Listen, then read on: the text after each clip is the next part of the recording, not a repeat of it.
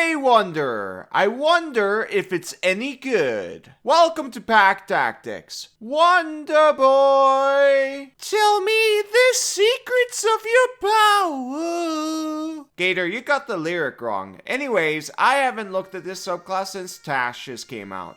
From what I remember, it's above average if you have a party who likes to cast control spells a lot. If not, then I don't recommend this subclass, and you'll find out why when we get to the 7th level feature. We're just gonna start. Fey Wanderer spells. You learn an additional spell when you reach certain levels in this class, as shown in the Fey Wanderer spell table. Each spell counts as a ranger spell for you, but it doesn't count against the number of ranger spells you know. Misty Step is good, but you probably won't use it very often. The good news for you is that you can't be shut down by Wall of Force with this. But then again, that is super duper rare. This is one of those spells where when you really need it, you really need it. By the way, I should clarify, I always assume you're using ranged weapons because this is an optimization channel. And being in melee is scary. I'm a small kobold, I'm terrified of it.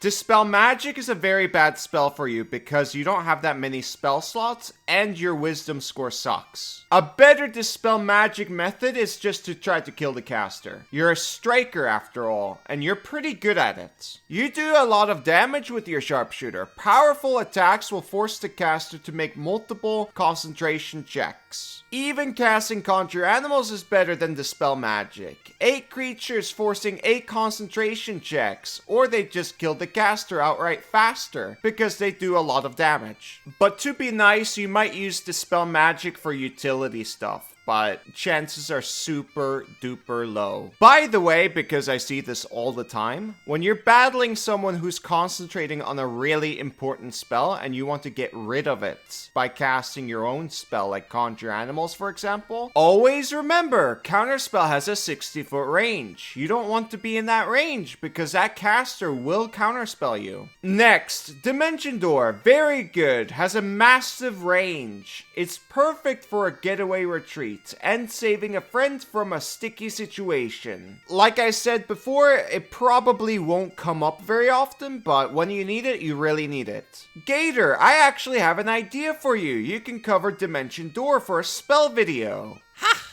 Easy! Moving on, you get Feywild gifts. This is just fun flavor. Your DM will probably let you make up stuff or just let you have all the gifts. I would. My favorite one is the Shadow because it reminds me of Peter Pan. Anyways, Otherworldly Glamour. Your Fey qualities give you a supernatural charm. As a result, whenever you make a charisma check, you gain a bonus to the check equal to your wisdom modifier. In addition, you gain proficiency in one of the following skills of your choice: Deception, Performance, or Persuasion. It's a nice small bonus. It's not as impactful as you think it is because your wisdom score will be like 13 or 14, and your charisma will probably be even lower than that, or 13 as well. If you rolled stats and you rolled really well, then this can be very good. I do like this feature. But there's something else that I also like.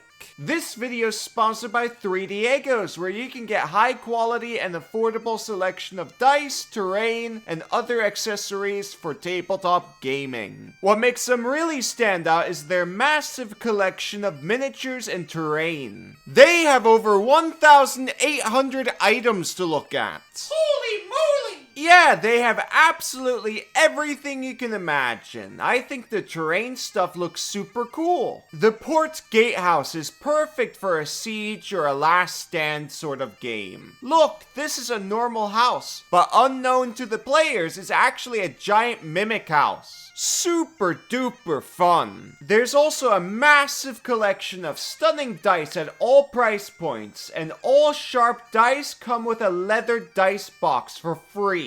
When you buy a set of dice, they will be shipped out on the same day. The guys over at 3Diegos are super friendly and give out super fast support.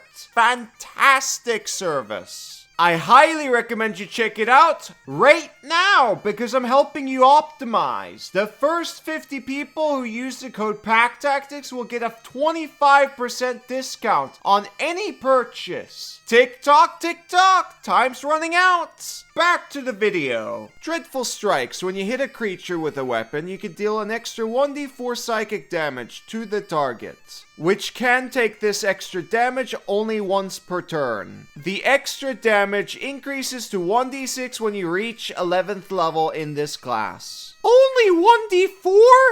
This is weak.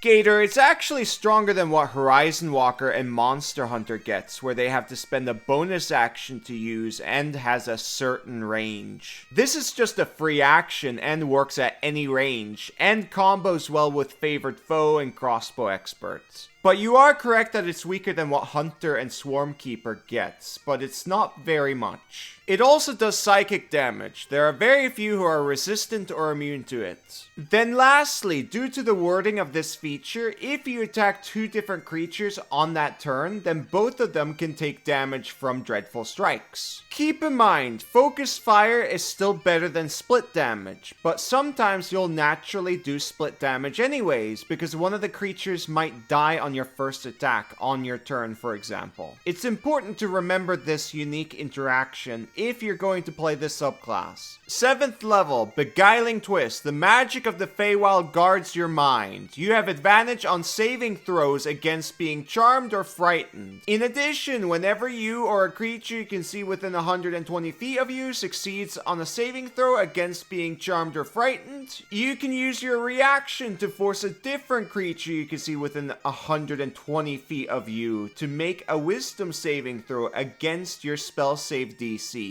If the spell fails, the target is charmed or frightened by you, your choice, for 1 minute. The target can repeat the saving throw at the end of each of its turn, ending the effect on itself on a successful save. Here is Charmed and Frightened condition, by the way. It's important that you know these. As you can see, the Frightened condition is the best one. This features why you pick this subclass. With a good team who likes to cast shutdowns like Hypnotic Pattern a lot, you'll be having a good time. But even with a team like that, there will be times where we can clearly see Web is just better in that particular fight, for example. And if the wizard casts Web down the hallway, then you're not using your feature. There's also a lot of cases where even if Beguiling Twist triggers and you manage to charm someone with it, it's not really gonna help you or your party that much. Sure, it can help you because the creature can't do harm to the charmer, but in a lot of cases it doesn't matter anyways. The Balgura, for example, was always attacking the frontline fighter anyways, and will continue to do that.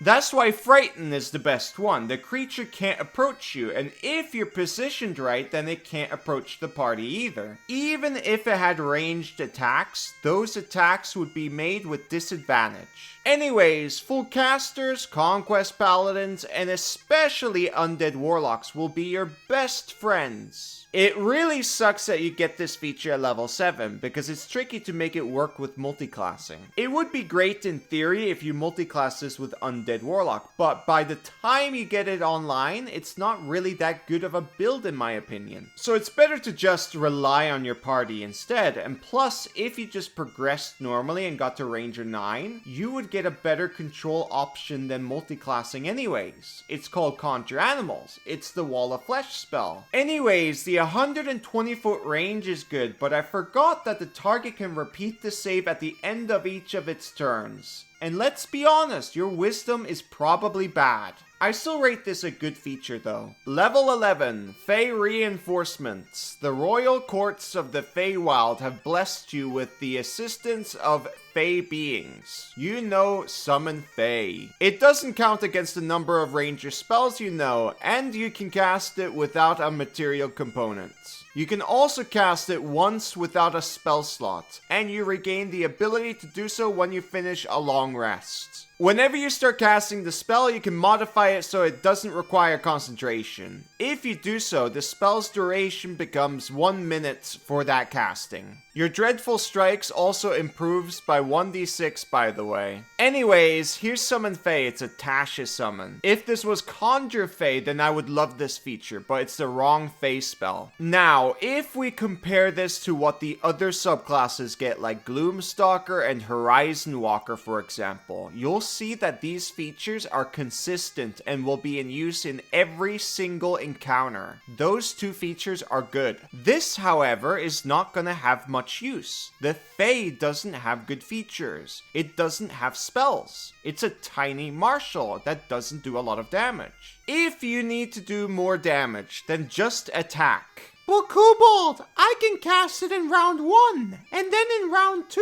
I do more damage. Yay! Gator, damage now is better than damage later. You are level 11. You most likely have your crossbow expert and sharpshooter feats, meaning you do 3 attacks. If you cast this on round 1, that means you didn't attack on round 1 with your 3 powerful attacks. Sure, the Fae can still attack, but that's not a lot of damage. It's just 1 attack and your wisdom score sucks. The point is, you have to spend many rounds to make up for that DPR you lost at round 1. And then there's the fact that there's no way that Summon Fae will survive that many rounds to make up for that lost DPR. That last part of the feature is not going to help you either. The spell is making you lose DPR, and that's awful. Some of you might say Mirthful can shut down a creature, but that's not true when you read the charmed condition. The creature can't do harm to the charmer, but it can still do harm to everyone else. You, however, you're fine because of the wording of Mirthful. But anyways, if your team likes to cast shutdowns, then you don't need Mirthful. This spell is not like you put down 8 creatures on the field that right out of the gates does massive DPR, does fantastic control, and is super annoying to get rid of like Conjure Animals. This is just you summon a bad squishy martial that's super easy to get rid of.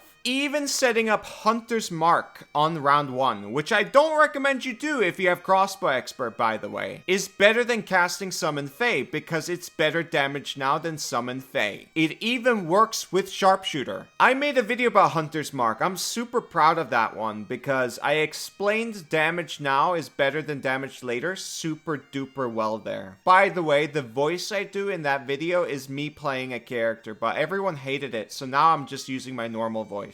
Kobold, people don't like it when you roleplay in the role-playing game.